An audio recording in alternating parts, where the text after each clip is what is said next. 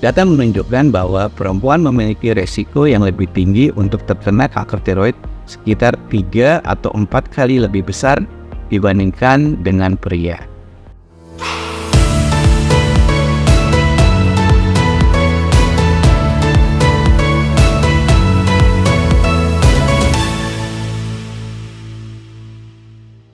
Halo sahabat Siloam, perkenalkan saya Dr. Bob Aninata, spesialis konsultan bedah onkologi.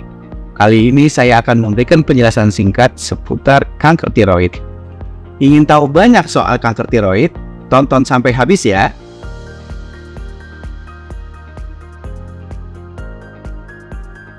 Jadi, kanker tiroid adalah jenis kanker yang berasal dari kelenjar tiroid yang merupakan organ kecil yang terletak di bagian depan leher, di bawah jakun atau cartilago tiroidea. Tiroid memproduksi hormon-hormon penting di dalam tubuh kita seperti tiroksin T4 dan triiodothyronin T3 yang mempengaruhi metabolisme tubuh.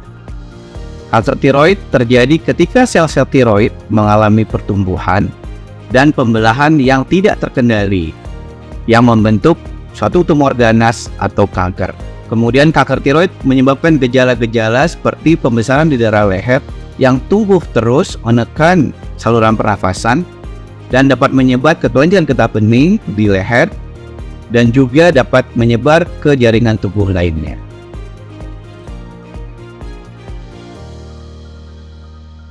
Kanker tiroid terdiri dari 2 grup besar. Yang pertama adalah jenis kanker tiroid yang berdiferensiasi baik. Terdiri dari kanker tiroid jenis papiler, folikuler, dan medular. Pada jenis ini, angkanya sebesar 90% dari seluruh kasus kanker tiroid yang ada. Grup kedua adalah jenis kanker tiroid yang berdiferensiasi buruk. Contohnya kanker tiroid jenis anaplastik. Jenis ini berkisar sebesar 10% dari seluruh kanker tiroid yang ada.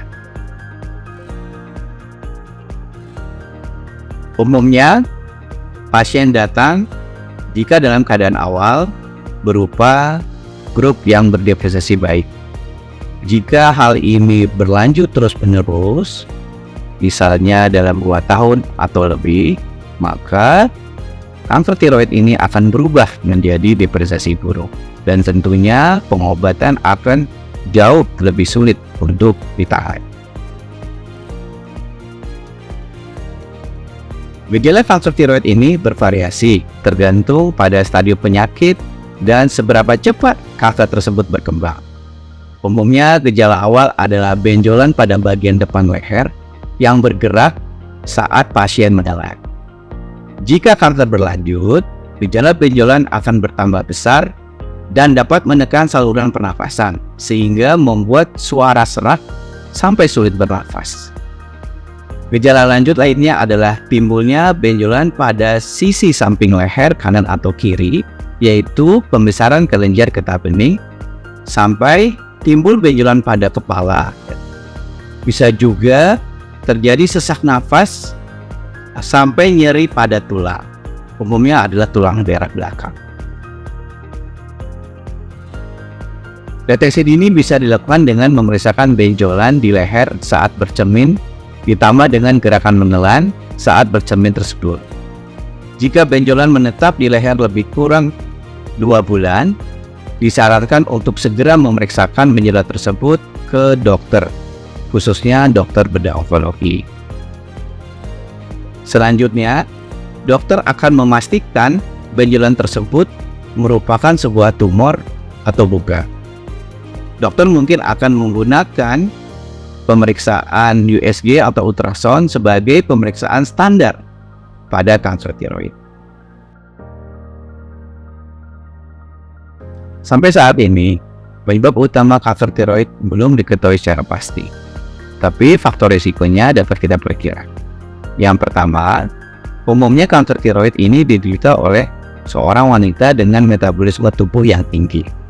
Contohnya pada wanita yang memiliki banyak anak dan memiliki aktivitas yang berlebih, yang kurang istirahat, sehingga memicu pembesaran pada kelenjar tiroid. Faktor risiko lain adalah paparan radioaktif pada tubuh seseorang. Contohnya, riwayat pengobatan radiasi atau tinggal di daerah dengan paparan yang radiasinya. Selain itu juga, keluarga yang punya riwayat kanker tiroid, khususnya jenis C. amandellari tiroid, dapat mengakibatkan kanker tiroid. Dan juga makanan juga dapat mempengaruhi terjadinya kanker tiroid pada makanan yang kurang mengandung yodium. Data menunjukkan bahwa perempuan memiliki resiko yang lebih tinggi untuk terkena kanker tiroid sekitar 3 atau 4 kali lebih besar dibandingkan dengan pria.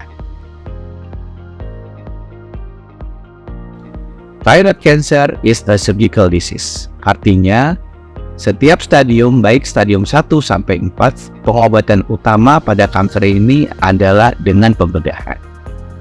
Terapi tambahan dapat berupa pemberian ablasi dengan yodium 131, kemudian dengan makan obat levotiroxine. Pengobatan ini umumnya dilakukan pada jenis kanker tiroid yang berdiferensiasi baik.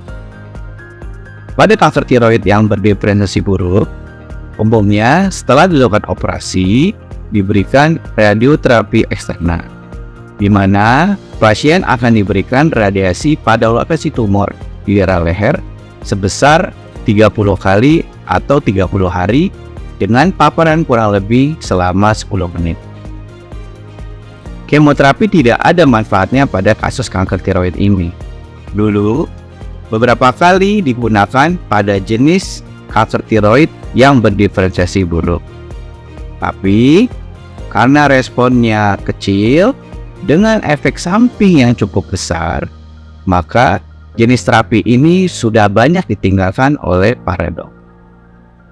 Dalam daftar kanker terbanyak penyebab kematian baik di dunia maupun di Indonesia, kanker tiroid jarang masuk dalam peringkat teratas. Biasanya di peringkat 10 atau 11. Artinya, kanker tiroid dapat dikendalikan dengan mudah, termasuk jenis kanker yang slow growing tumor, yang pertumbuhannya lambat. Angka ketahanan hidup penderita kanker ini tinggi, apalagi jika diobati pada keadaan yang masih awal. Oleh karena itu, ubah pola hidup dengan istirahat yang cukup, kurangi aktivitas berlebih, dan konsumsi makanan sehat, terutama yang mengandung yodium. Jangan menunda-nunda jika ada benjolan yang menetap di leher lebih dari 2 bulan. Segera periksakan diri Anda ke Siloam Hospitals terdekat. Jangan lupa untuk like, komen, and subscribe ke YouTube channel Siloam Hospitals. Salam sehat.